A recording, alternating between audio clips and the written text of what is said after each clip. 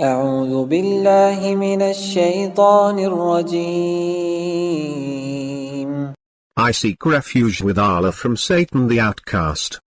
أفأمنتم أن يخسف بكم جانب البر أو يرسل عليكم حاصبا ثم لا تجدوا لكم وكيلا.